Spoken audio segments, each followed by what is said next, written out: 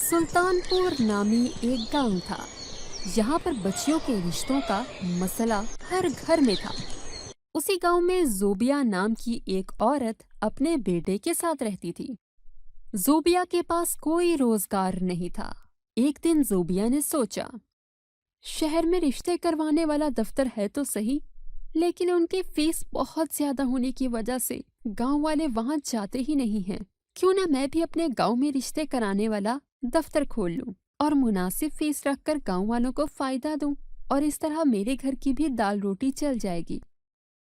अगले दिन ही जोबिया गांव में अपना दफ्तर बना लेती है।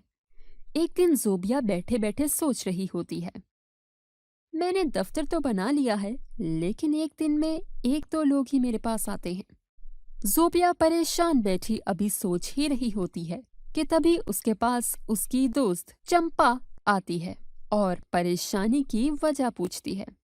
मैंने तो सोचा था कि हमारे गांव में रिश्तों का बहुत बड़ा मसला है। मेरे दफ्तर खोलने से गांव वालों का भी फायदा होगा और मेरा भी, लेकिन मुझे तो ऐसा कुछ नजर नहीं आ रहा। अरे, हमारे गांव के करीब जंगल में एक बाबा जी रहते हैं। उनके पास जो भी मदद को जाए वो बाबा जी उनकी मदद जरूर करते हैं। तुम्हें भी बाबा जी के पास जाना चाहिए। चंपा के बोलने पर जोबिया अपने बेटे के साथ जंगल वाले बाबा जी के पास पहुंच जाती है और बाबा जी को सारी बात बताती है।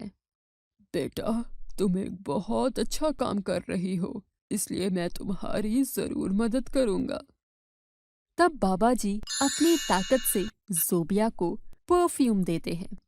जोबिया परफ्यूम को अपने सामने देखकर बोलती है, बाबा जी, ये एक परफ्यूम मेरी मदद कैसे कर सकता है? बेटा, ये कोई आम परफ्यूम नहीं है। ये एक जादुई परफ्यूम है।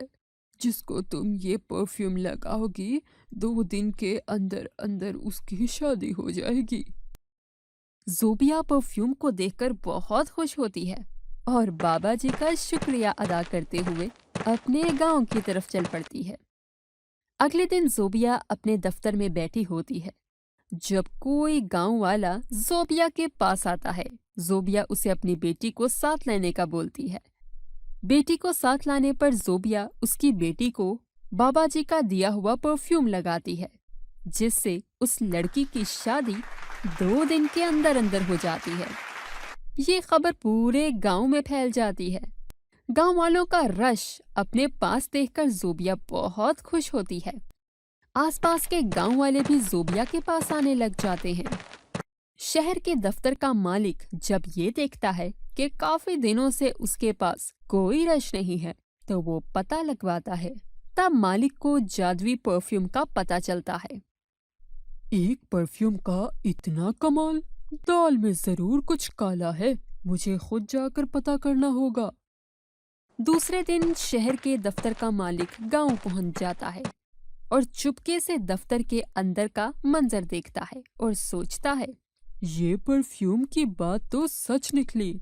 लगता है ये कोई आम परफ्यूम नहीं, बल्कि ये एक जादुई परफ्यूम है। फिर शहर का मालिक रात होने का इंतजार करने लग जाता है। रात होते ही वो जोबिया के दफ्तर से जादुई परफ्यूम चोरी कर लेता है। सुबह जब जोबिया अपने दफ्तर आती है, तो वो अपने दफ्तर में परफ्यूम ना पाकर बहुत परेशान होती है। परेशानी की हालत में जोबिया जंगल के बाबा जी के पास पहुंच जाती है और बाबा जी को सारी बात बताती है। बेटी, तुम परेशान मत हो। जिसने भी वो जादुई परफ्यूम चोरी किया है, वो खुद तुम्हें वापस करने भी आएगा।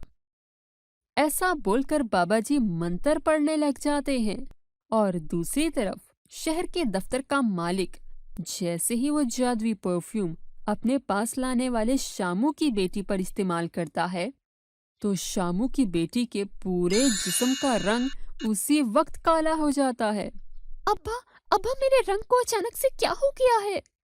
शामू की बेटी अपने रंग को देखकर जोर जोर से रोने लग गई। शामू से अपनी बेटी की ये हालत देखी नहीं गई। उसने दफ्तर के मालिक को मारना शुरू कर दिया। शोर की आवाज सुनकर आसपास के लोग भी वहां इकट्ठे हो गए।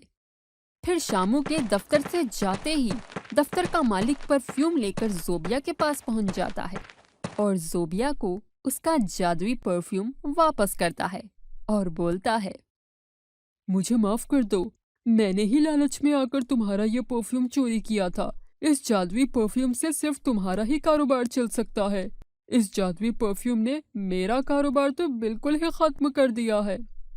ऐसा बोलकर दफ्तर का मालिक वहां से चला जाता है और जोबिया जादुई परफ्यूम की मदद से कुछ ही वक्त में अपना एक अच्छा सा घर बना लेती है और अपने बेटे के साथ हंसी खुशी रहने लग जाती है। वो लोगों की मदद करना नहीं भूलती